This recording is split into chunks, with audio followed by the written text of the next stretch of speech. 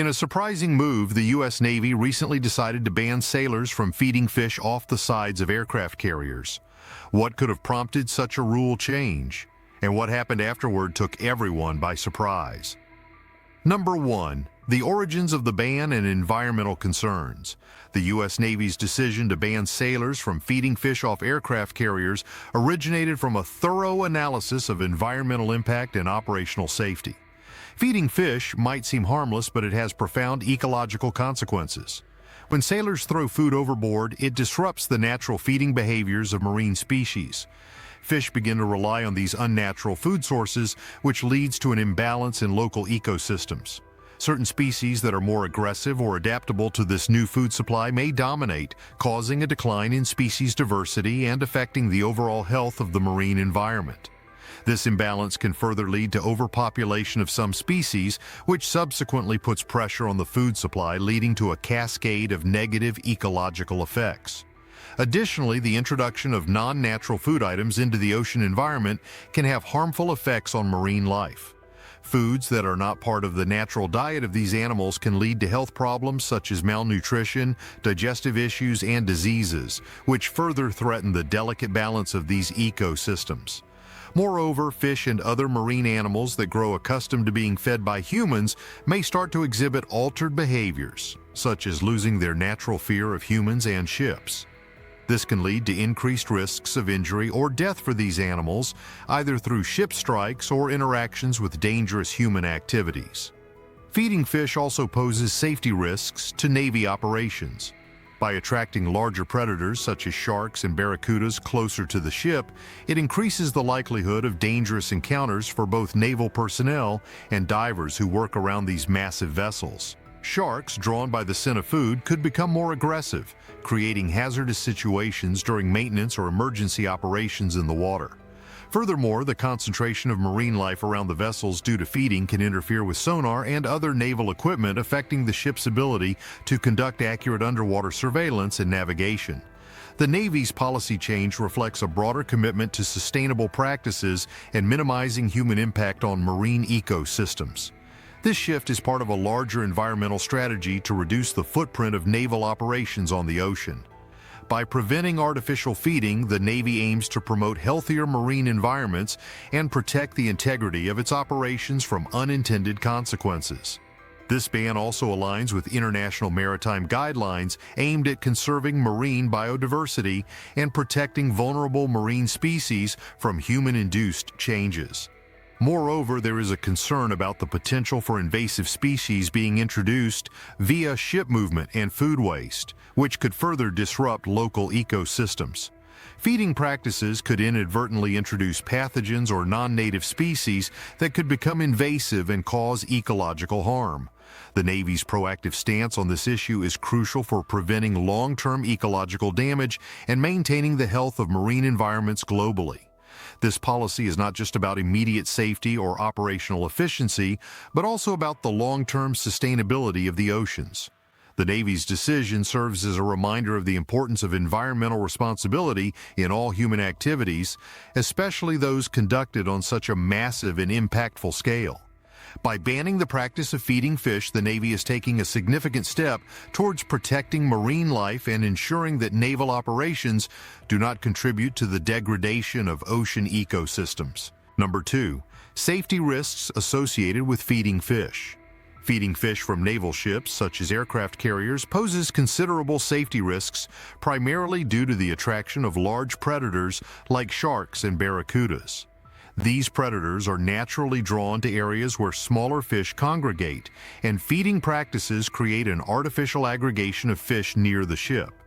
This concentration of prey increases the likelihood of predatory species venturing closer to naval vessels, where they pose a direct threat to sailors conducting underwater maintenance inspections or training exercises. Incidents have been reported where sharks, attracted by feeding activities, have approached too closely, leading to heightened danger during diving operations. Divers, often required to perform delicate tasks beneath the surface, are put at significant risk when large predators are present. These predators, drawn by the scent of food or the presence of fish, can become agitated and aggressive, making the underwater environment hazardous. The presence of large marine predators also complicates rescue operations. In an emergency where quick and safe access to the water is crucial, the threat of shark encounters can delay or endanger the retrieval of personnel.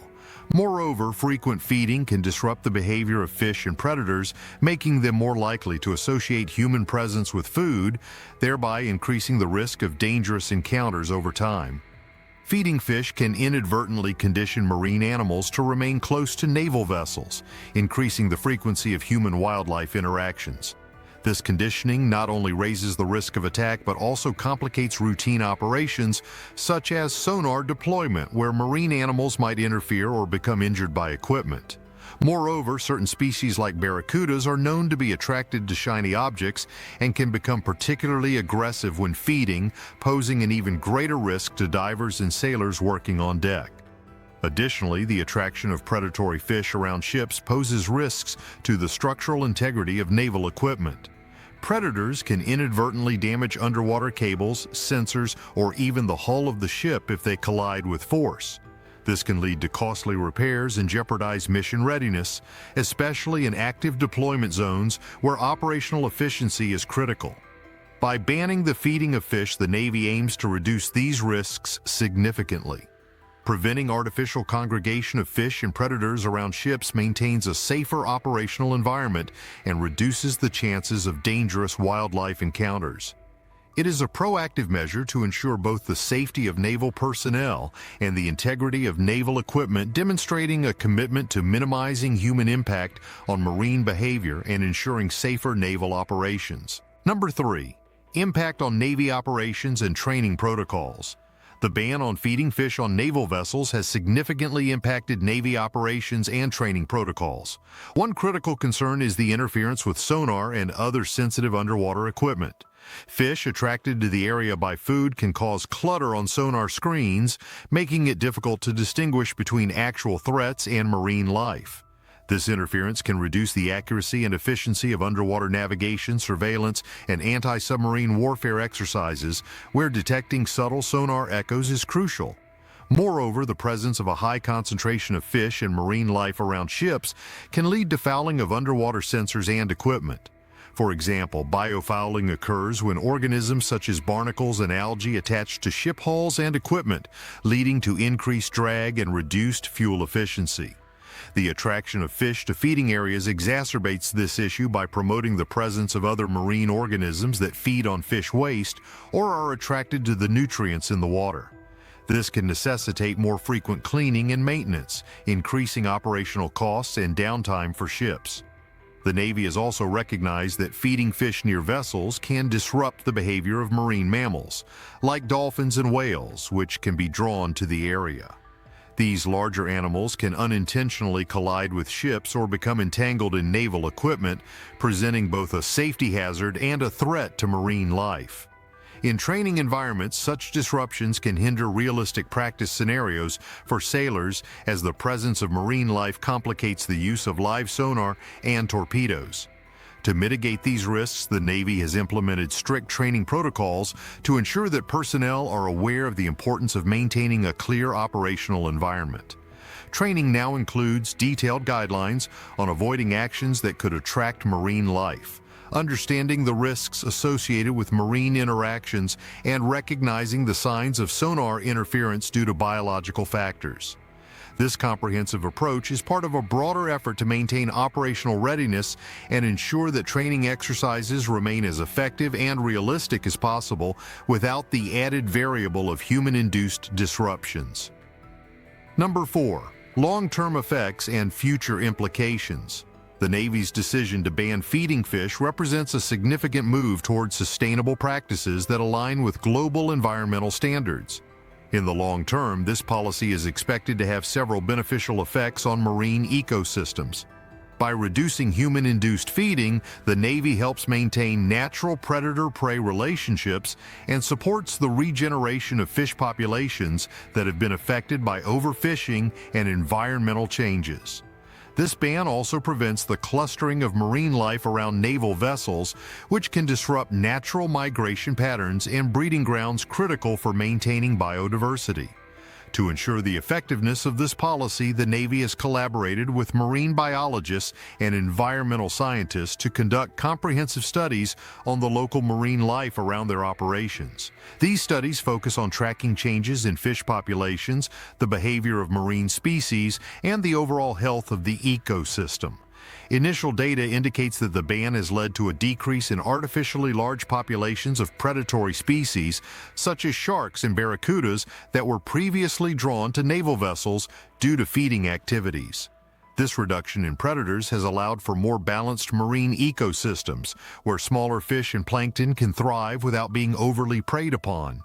Looking forward, the Navy plans to adopt additional measures to minimize its ecological footprint, which may include stricter waste management protocols to prevent any form of pollution in the marine environment. There is also a push towards using quieter, more eco-friendly technologies that reduce noise pollution, which is known to disrupt marine life, particularly species that rely on echolocation. The Navy is exploring innovative technologies to monitor marine life around its vessels in real time, enabling rapid adjustments to operational practices to protect sensitive species and habitats. The Navy's commitment to these practices reflects a broader strategy of balancing military readiness with environmental stewardship. By adopting policies that protect marine environments, the Navy not only ensures compliance with international environmental regulations, but also contributes to global conservation efforts. This proactive stance sets a precedent for other naval forces worldwide, highlighting the importance of integrating ecological considerations into military operations. Over time, these efforts are expected to foster healthier ocean ecosystems and demonstrate that military and environmental objectives can align effectively.